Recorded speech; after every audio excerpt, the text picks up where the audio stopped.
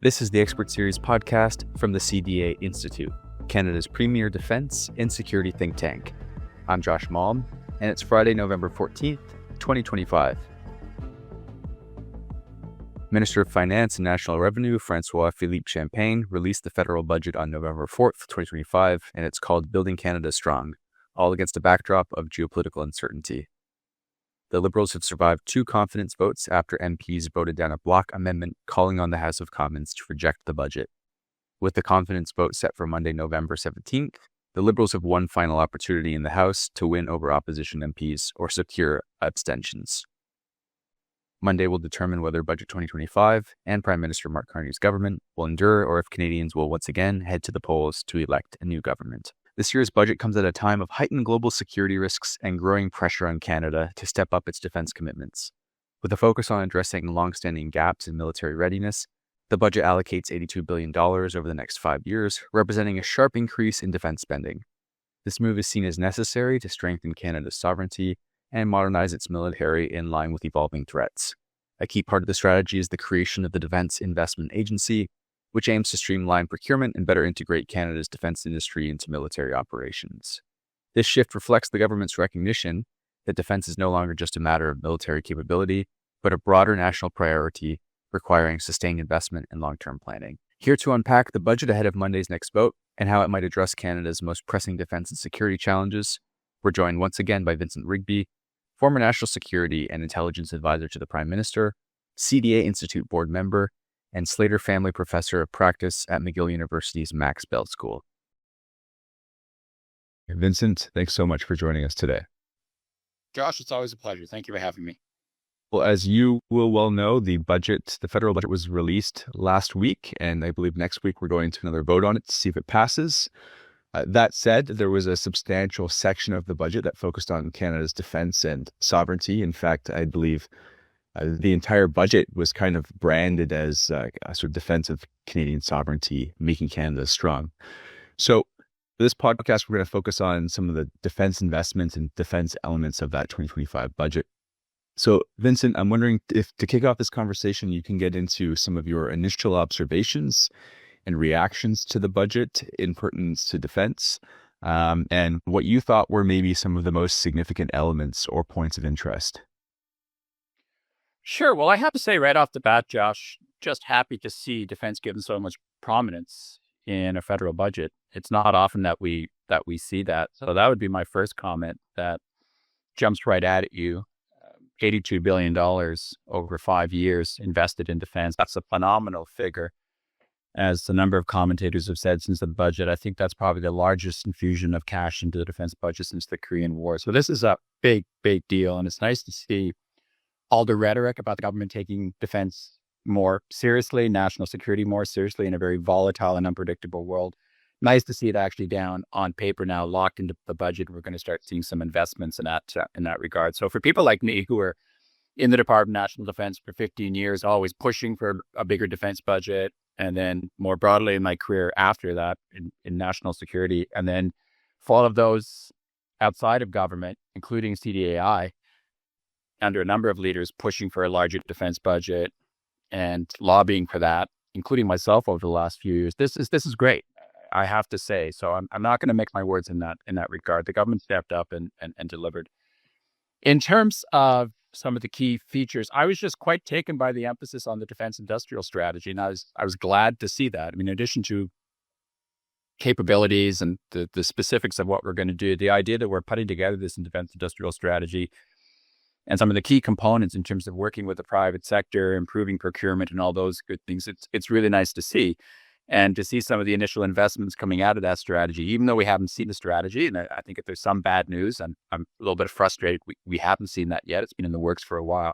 But just to see some of the initial investments being rolled out and where they're going to be putting some of this money is nice to see, because I think it's going to be so much a part of where Canada needs to go in the context of our Canada-US relationship, and just more broadly, more made in Canada procurement, and really having a defense industry base, a defense industrial base that can support our Canadian armed forces over the longer term. That was nice to see. And that includes, I think, the stand-up of the Defense Investment Agency, which is about procurement writ large, but I think it's also about working better with the private sector and Canadian industry and getting them more involved.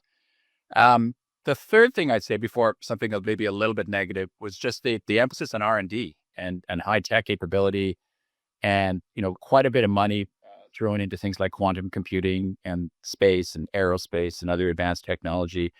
We often think in terms of the big platforms. We want to talk about ships and airplanes and tanks and things like that, but it's that advanced technology behind all of that equipment that's going to be key, including in the space and surveillance sector. So that was nice to see. I guess my only negative comment, I mean, maybe I've got a few negative comments, but the one that stood out for me is, budgets are budgets, right? They're like policy statements. You can't have every single detail in there, but I was a little bit surprised you didn't have a somewhat more detail about how the spending was going to roll out over the next 10 years or so. So we've committed to 5% defense spending of GDP by 2035, but there's no breakdown in terms of where we're going to be in each year. And I think in previous budgets, we've seen a little bit of that. So we've got the target of 5%, but I'm not sure what the pathway is going to be, where we're going to be by 2030, 2031, 2032 in terms of actual defense budget. So that would have been nice to see, but that's a small detail. Those details will hopefully emerge with time. But other than that, I think it's generally a good news story. Well, thanks for that overview, Vincent. You mentioned something interesting, the Defense Investment Agency. There's been a lot of discussion about that. I'm wondering if you think it could be truly effective, or if, creating a new agency is potentially, as some of the critics have said, just creating more bureaucracy, or potentially by creating a new agency and filtering people from other departments into that agency, you're not necessarily making any changes because it's still part of a wider culture that perpetuates some of the issues we've seen with things like defense procurement and investment. So I'm curious to hear your thoughts on the DIA. I think you captured the debate extremely well just in your initial comments. I'm of two minds. We all know the defense procurement process has been broken in this country for a long, long time, and there have been numerous efforts to improve it, to overhaul it, to streamline it, to consolidate it. We all know there are too many players involved. There are too many processes. There's too much bureaucracy. So something had to give at some point. And so in principle, I'm not against the idea of creating a defense investment agency, procurement agency, and centralizing it, and really trying to put that streamlining process on turbocharge. I think that if it's successful, it's going to work. It's going to be great. But the concerns that you've laid out, I think, are in the mind of a lot of people. I know from my days in government that whenever you talked about machinery and standing up new institutions, a lot of people would head for the door. And it was, oh God, do we need to stand up a new institution? Because that's expensive, it's time consuming, it's complex, it starts turf wars, all sorts of things. So I know there's a bit of a knee-jerk reaction amongst some officials in that regard, and some commentators, especially those who've worked on machinery issues in the past. I've never worked on machinery, but I know a lot of people who have, and they've expressed some very strong concerns. So in principle, is it a good idea given nothing else seems to have worked? Sure. But I don't think in standing up a new agency, it's, oh, well, we'll see if this works, cross our fingers. That's my only fear. I know there are a lot of very, very smart people who are working on this inside of government right now. But I think we're going to have to manage our expectations a little bit. I don't know if they're putting enough money towards this. I looked at some of the money that's been set aside in this budget. I think it was somewhere in the range of 35 million, 7 million ongoing. Is that enough to stand up a whole new agency? It's going to take time. There probably will be some turf wars. People are going to be pulled away from other departments to work there. There's going to be a need for really, really strong leadership. So I'm of two minds, Josh. In principle, I think we needed to try something, and we needed to be radical.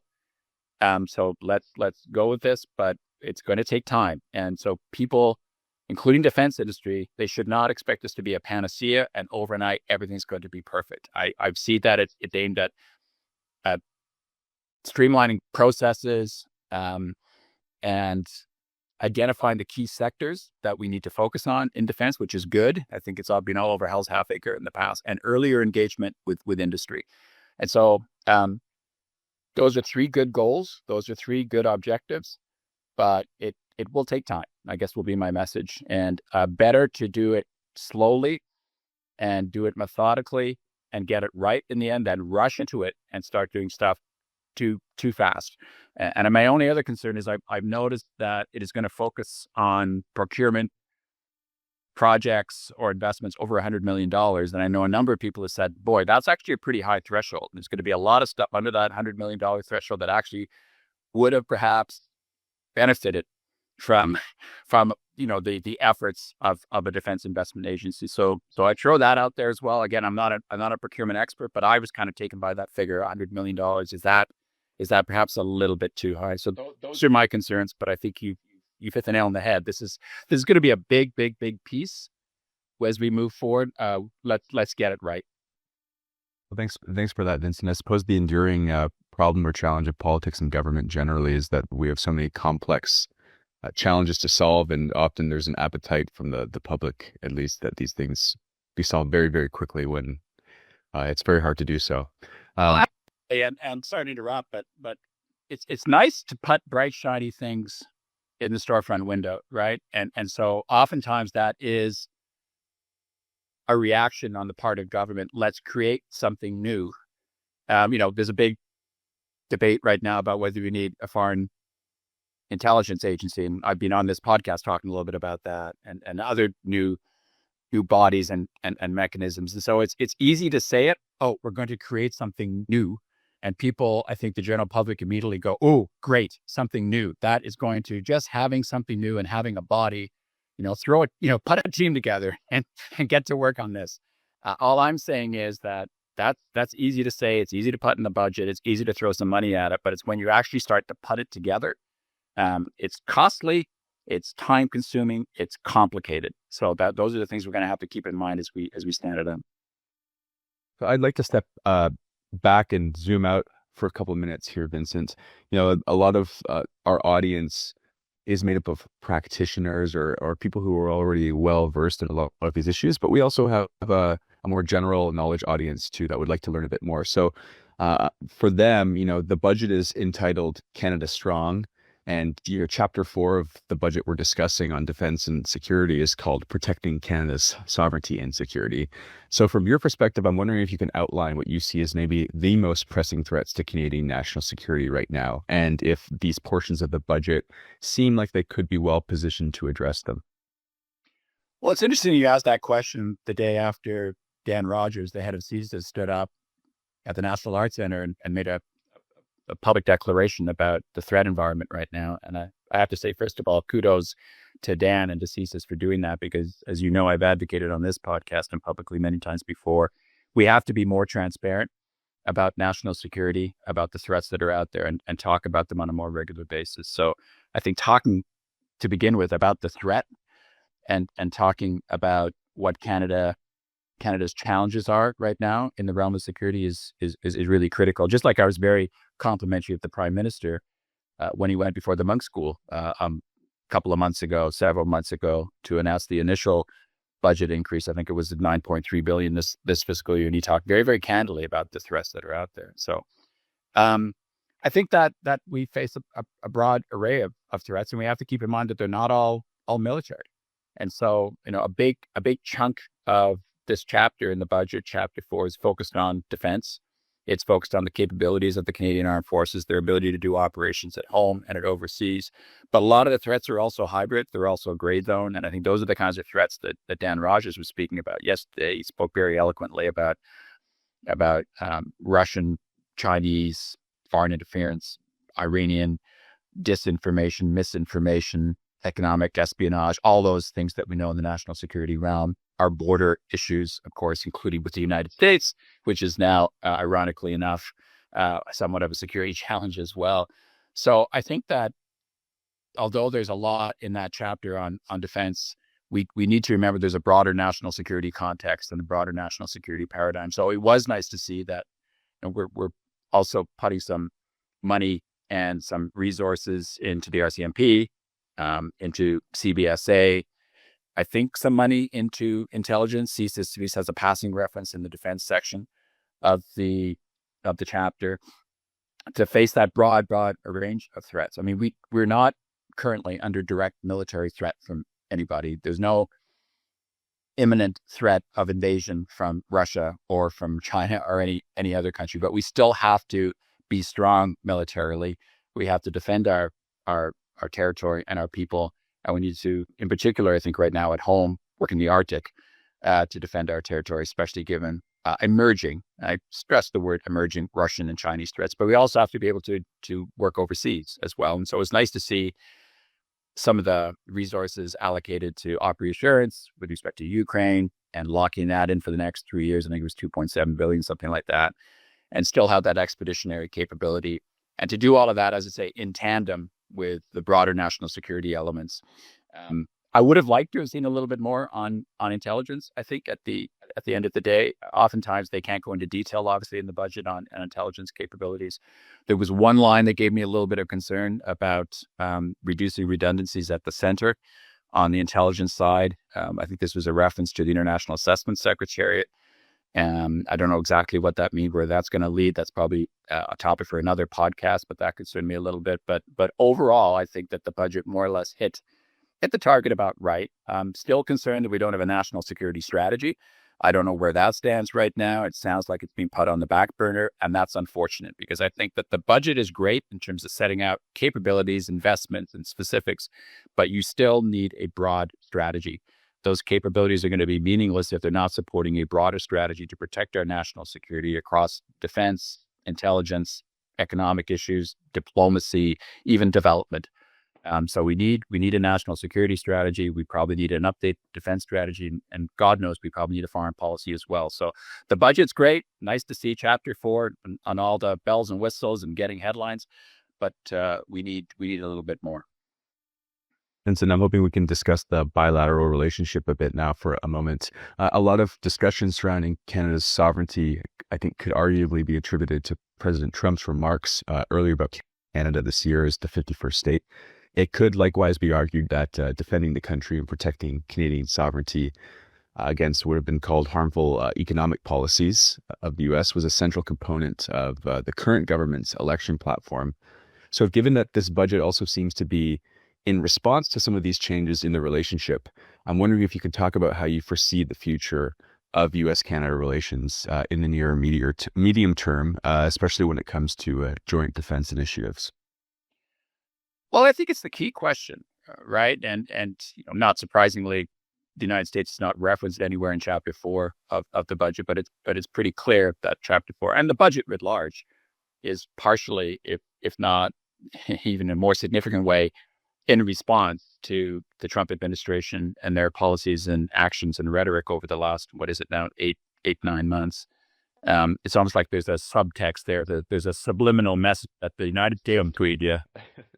And we've got issues that we need to do these things. So, diversification, working more closely on the defense and foreign policy side with our European allies, with the Indo-Pacific region, developing a defense industrial strategy, leveraging more made in Canada procurement strategies and our defense industry. All of those things, I think, are a response to U.S. actions. But it's interesting. I teach a course in Canada-U.S. relations at the Max Bell School of Public Policy, where I work now, and I've been hammering away at the theme with my students that listen, the Canada-U.S. relationship, including the Canada-U.S. defense relationship, the history is full of ups and downs, ebbs and flows, good times and bad times. And we've been through some pretty bad stuff in the past, and we've always come out of it. Is this a particularly bad time? Absolutely.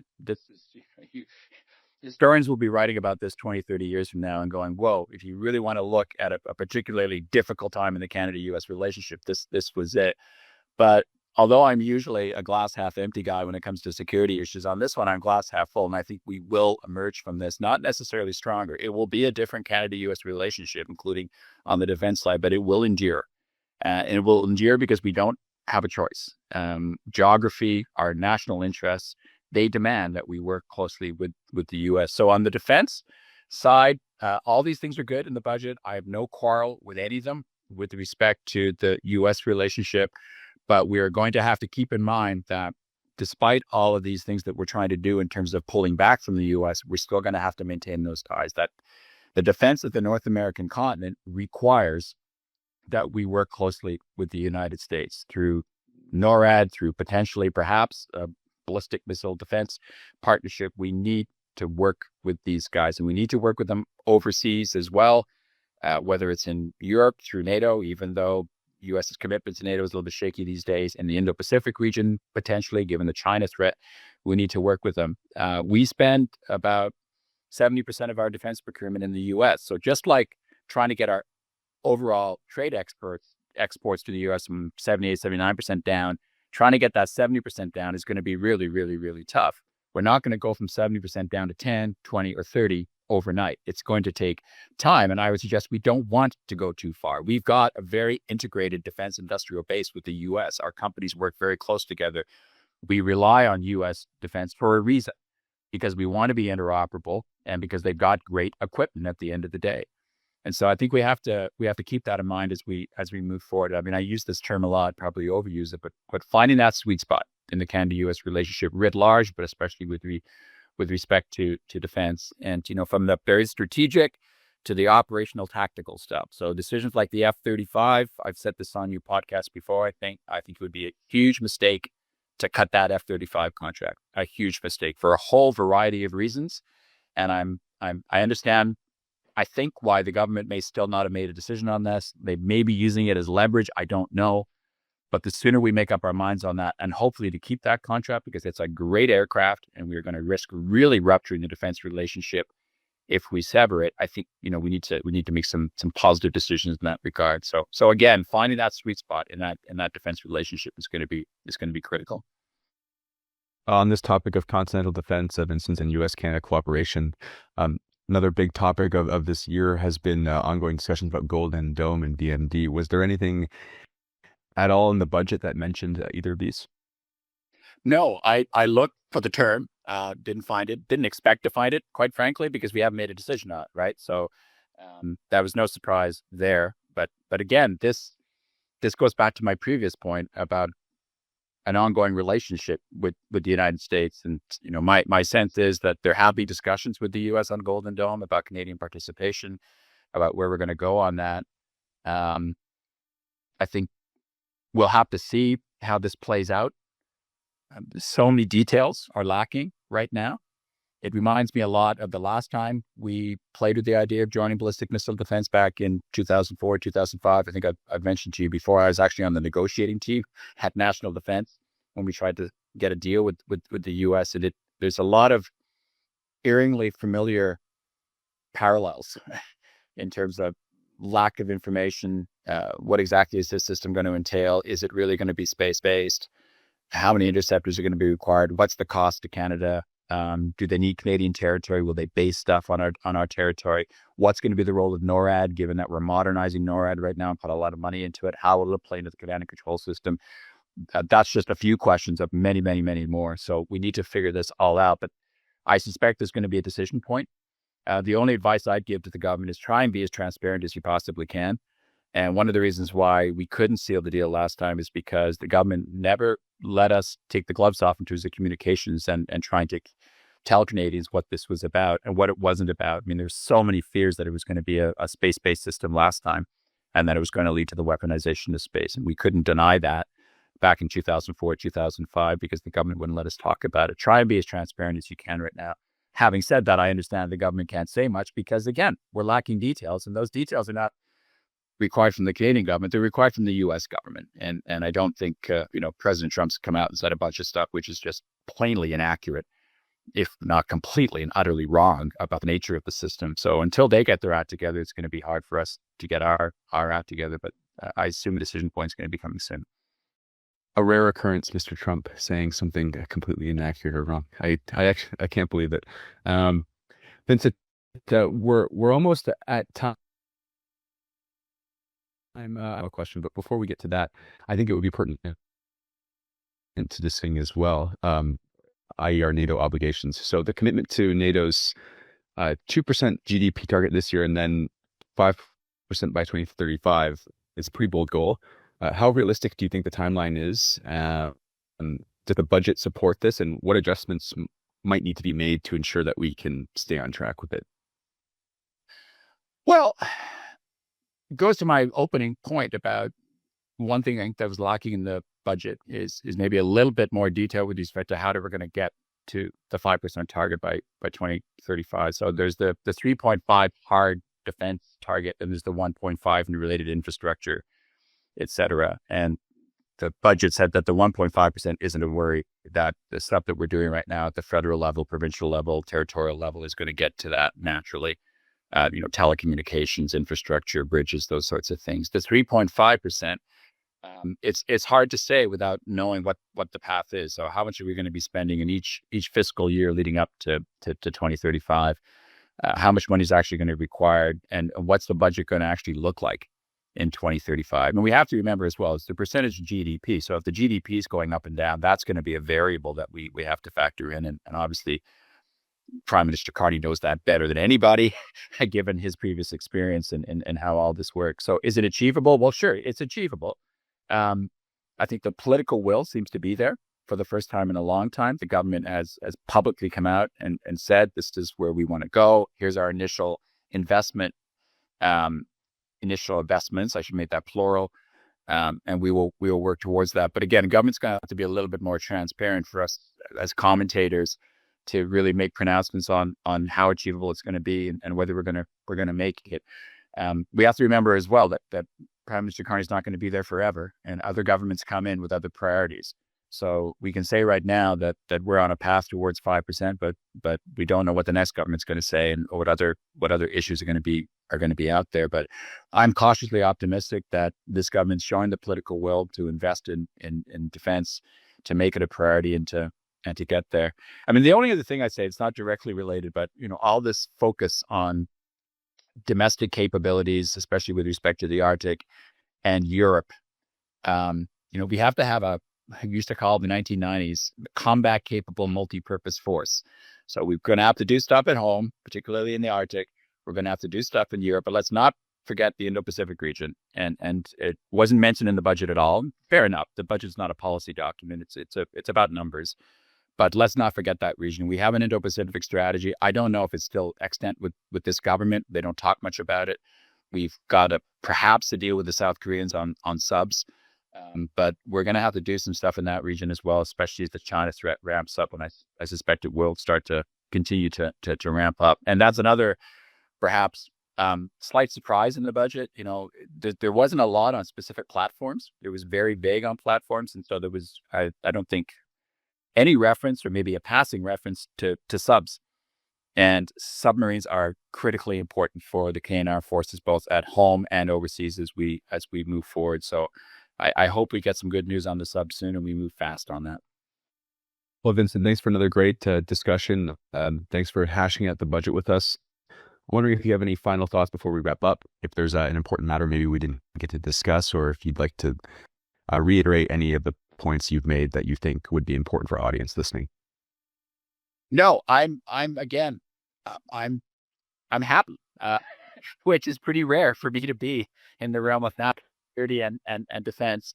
But I'm not taking anything for granted, and there's a lot of hard work to be done. And I think that's maybe my central message, that this is good news. It's nice to see these dollars, but we need a strategy. We need to pay attention to the details with respect to the stand-up of the Defense Investment Agency in particular, and we need to see that defense industrial strategy and get that out as quickly as possible. So we got a path, I think, somewhat of a path.